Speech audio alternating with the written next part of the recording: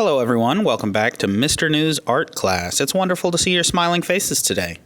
Today we're going to be talking about one-point perspective, and we're going to do a little bit of practice.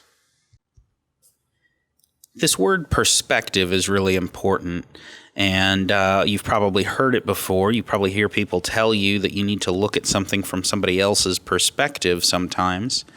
And that is a way to think about the word philosophically. When you think about something from somebody else's perspective, you're trying to think the way somebody else thinks. But here we're actually talking about visual perspective and the way something looks. The purpose of one-point perspective and other kinds of perspective in art is to show the viewer where the artist is looking from or what your vantage point is. The supplies we're going to use today are a ruler, a pencil, and an eraser. Now, if you have one on the back of your pencil, you can go ahead and just use the one on your back of your pencil.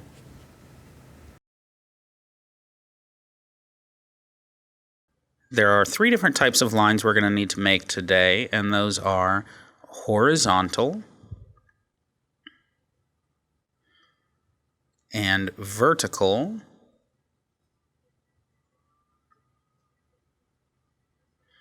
and lastly, you might think diagonal is the next, but actually we're going to say a different word. We're going to say the word vanishing. Now, vanishing lines will be diagonal, but they're going to be made in a special way. We'll talk about that in just a minute. The first step of creating a perspective drawing is to figure out where the vantage point is and where the viewer is looking from. To do that, we're going to start by making the horizon line. The horizon line is horizontal, and it should go straight across the middle. We'll label that as the horizon here. And horizon is the root word of horizontal. Any line that is parallel to the horizon is horizontal. That means like the horizon. And when we make vertical lines, we'll make sure to make them parallel to the sides of our page. The second thing we need to do somewhere on that horizon is create something called a vanishing point. That's simply a dot somewhere on the horizon. We're going to put ours right here in the middle. And that's going to make it look like we are dead center, right behind the paper, looking straight at the center of the paper. That vanishing point is where your eyes are looking. That is your vantage point. Let's go ahead and label this. I'm going to make an arrow pointing at it, and we'll call it the vanishing point. And that vanishing point is simply a point on the horizon so far away that as things get farther and farther away and get smaller and smaller and smaller, they will reach a point where they vanish. Next, I'm going to use my ruler to make vertical and horizontal lines. I want to make a little bit of a scene here, and I'm going to start by creating a building over here on the left. The base of the building will be down here below the horizon because it's on the ground, and everything below the horizon is the ground, and everything up above the horizon is the sky, or things that are higher up above your eyes. The bottom will be way down here below the horizon, and the top will be up here above the horizon. I'm going to start making my building underneath my words up here. I've lined up my ruler parallel to the side of the page to make sure that it is perfectly vertical. And there's no wrong way to do this. As long as you've made the line vertical, you've done it right. Now I'm going to make the horizontal line at the bottom of my building and the other one at the top of my building. I'm lining up my ruler now parallel to the bottom of the page so that I get good horizontal lines. And that makes sure that the base of my building is horizontal. I've made that line just a little bit longer than I wanted to, so I'm going to erase a little bit here. And to make the top of my building, I'm lining up the ruler parallel to the top of the page.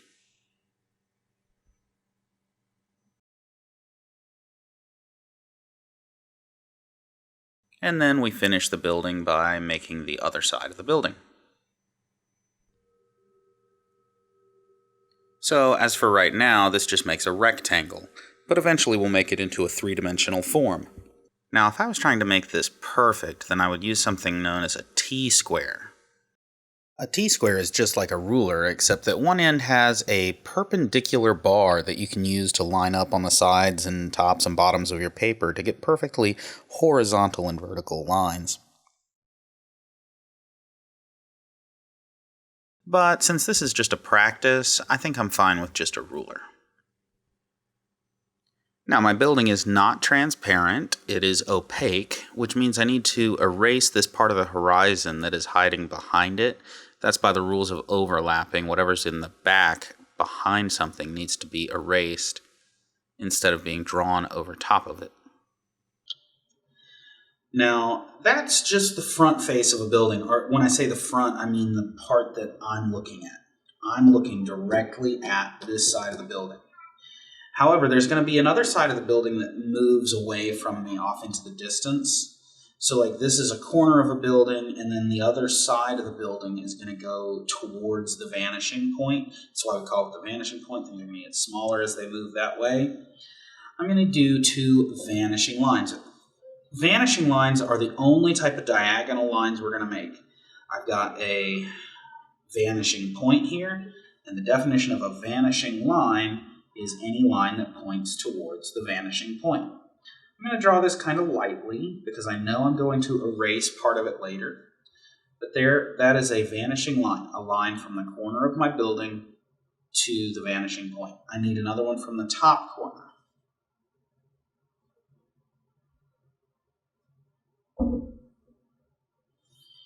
There. Now you might be thinking, okay, it's time to erase the horizon again, but not yet. We'll wait for that because first, what we need to do is figure out how deep this building goes. As it is right now, it looks like that building goes on forever. It goes all the way to the horizon. And there's no building in the world that's that long. So we need to figure out where the back of the building is going to be. Now, the back of the building is going to be parallel to the side of the building here, so it's going to be a nice vertical line. And if I make it closer to the horizon, it's going to make the building look way, way long. If I make it closer to the front of the building, it's going to make it look way, way short, squished together. So I want to give it a little bit of depth. Again, using a perfectly vertical line. Boom, right there. Now I can erase this part of the vanishing line. I could erase it all the way, but I'm just going to leave part of it there. Same with this one. I'm going to leave part of it there just because I might want to do more buildings past it in a minute. But this part of the horizon, I can definitely erase. That is behind my building. And there we go. This building doesn't have any doors or windows yet, but let's move on for just a second and see what this building would look like if we were looking down on it from above. Maybe there was another building on the other side of the road. Maybe there's a road going through the middle here. But over here on this side, we're going to practice just to see what it would look like if we were looking down from above. So I'm going to make, this time I'm going to make a little bit of a smaller box, a smaller building. Maybe this actually isn't a building. Maybe this is more like a box or a sign or just something else, not a building. It's very, very much too short to be a building. Or if I was up in a helicopter, then this might be what a building might look like. So I've drawn, again, the front face of it. This is the side I'm looking at. And I'm looking directly at this face of these two shapes, these two forms. Next, the vanishing lines. Every diagonal line should point towards that vanishing point. From the bottom corner here. Again, I'm drawing that lightly because I know I'll probably erase part of it later. From this corner, the top corner, going to the vanishing point. That's our next vanishing line. And the last corner, this one, going towards the vanishing point. Okay.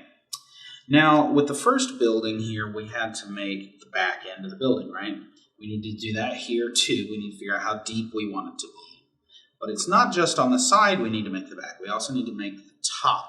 Now, the tendency, and this is where a lot of people get it wrong, the tendency is to make a diagonal line and say, that's the back of the building.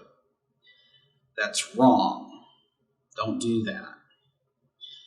The reason that's wrong is because the building is standing up straight. The back of the building should also be standing up straight. So instead of using a diagonal line here, and also notice that that diagonal line did not point towards the vanishing point, so we're not allowed to make any diagonal line today that doesn't point at the vanishing point.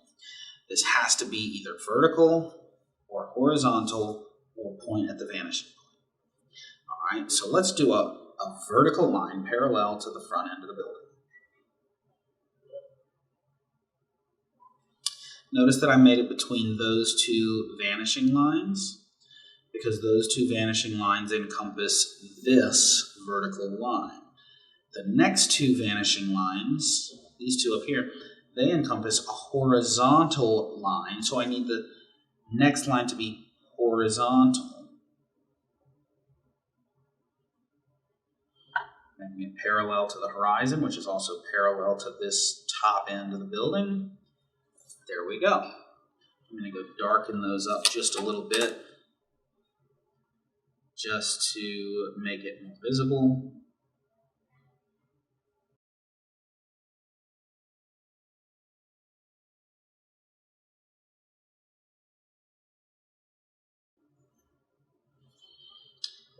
And I can erase this part of the vanishing lines.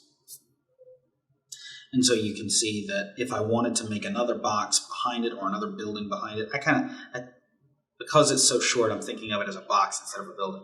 This one looks like a building to me because it's nice and tall. This one looks more like a cardboard box on the side of the road.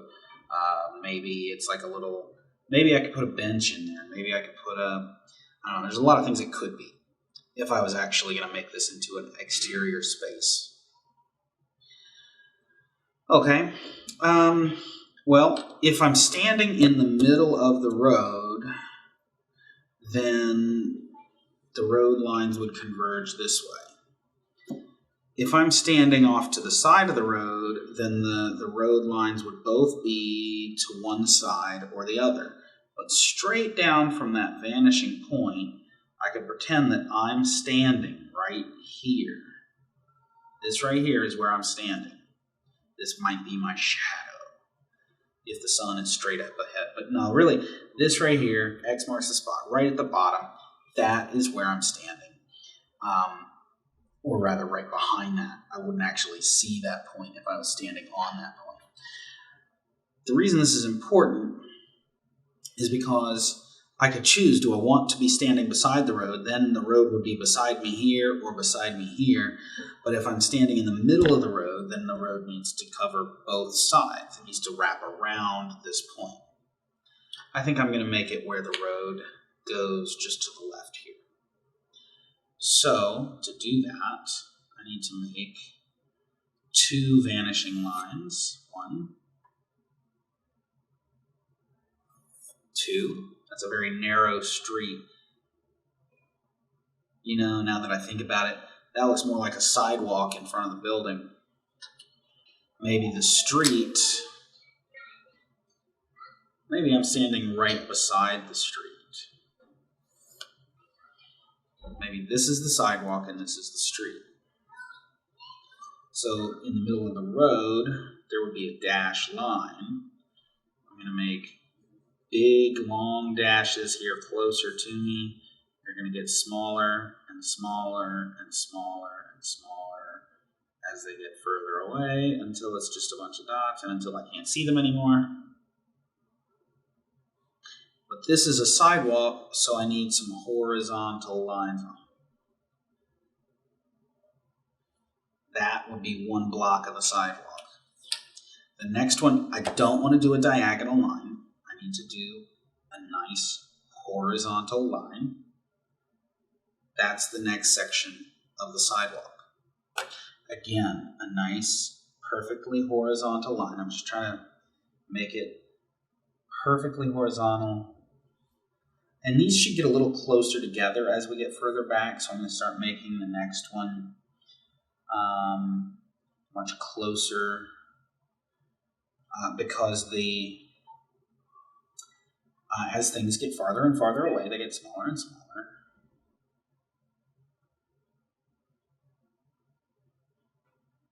Until they're so small you can't see them anymore. So those little blocks on the sidewalk are getting farther and farther away.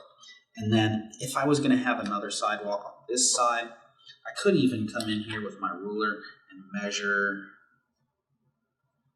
how many centimeters or how many inches is it from that side to that side. Or I could just measure it with my fingers like this. Just make myself a little guide line there. There's the other sidewalk. And guess what? Wherever you made a line on this sidewalk, make another one over here.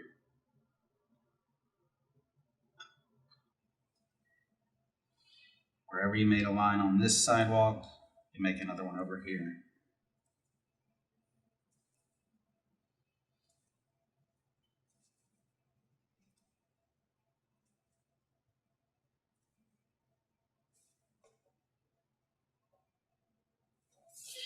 Okay. Now, what if there's another building behind this one?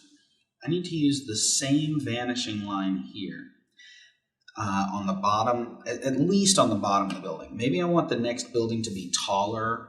Maybe I want it to be shorter, but I need to use the same bottom line for either case. And I'm going to draw just one edge of the building. And I guess here I'm going to make a nice tall skyscraper. Nice and tall. Notice that's a vertical line, straight up.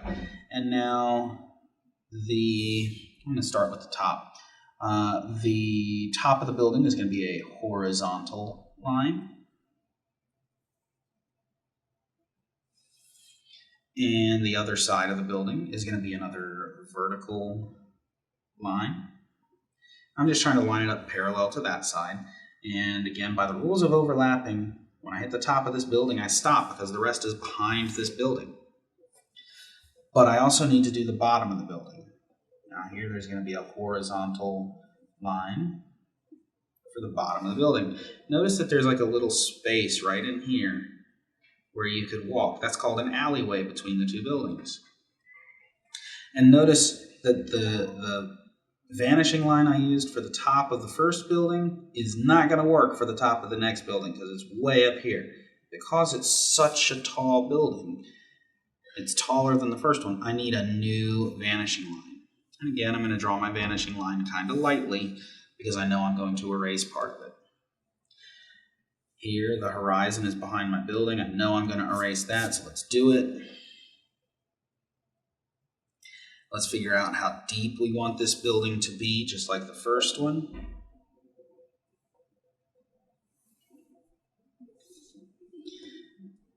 Let's erase the extra lines inside of that. And let's erase the extra bit of the vanishing lines. Leave the horizon here behind, past the building, but this last little vanishing line, I can get rid of that.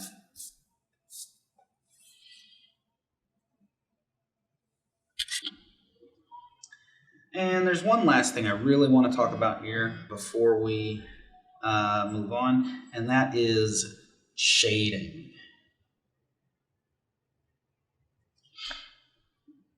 We need a light source. So we can pretend the sun is in the sky somewhere. It could be somewhere here in my picture, or it might be way off that way, or it might be behind me, or it might be way off that way, or it might be straight up ahead. If this is my shadow down here at the bottom, then that would suggest that the sun is straight up ahead, shining straight down. but we're going to ignore that for a little bit. And just to make a dramatic scene here, I'm going to pretend that the light is shining this way. Maybe the sun is way over there and it's shining in this way. What that's going to do is it's going to put a bright light on this side of the building. So I'm going to leave that white. Oops. But this side of the building is not in direct sunlight, so I'm going to shade it. I'm going to kind of hold my pencil a little bit out and shade it.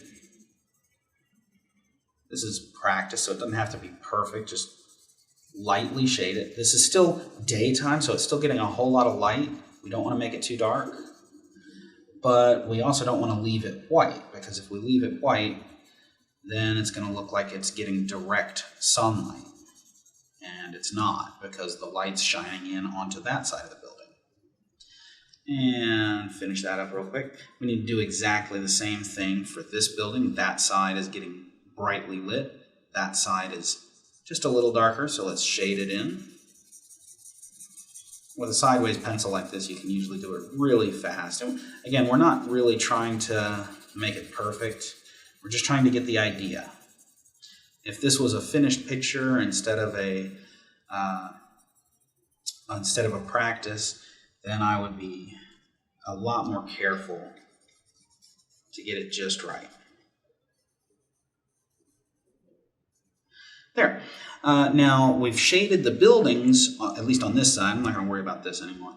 But the other thing that this light source, the sun, is going to do is it's going to drop a shadow on the ground. You know, when the sun is really low in the sky, it makes these long, skinny shadows. So what I'm going to do is make a long shadow. And now I don't want to come from this corner. I need to think about the fact that the back corner of the building is going to be somewhere up here.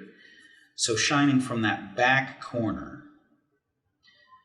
not shining, but coming away from that back corner is where the back end of the shadow is going to be. Now the shadow should be darkest right at the base of the building, and then get lighter as it goes away from the building. That's the way shadows work. They get lighter as they move away from the object that casts the shadow.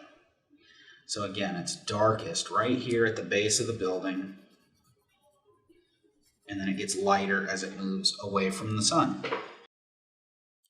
Now this building also needs a shadow, and it's going to drop here between the two buildings and come out this way because it's such a tall building. It's going to be nice and light over here,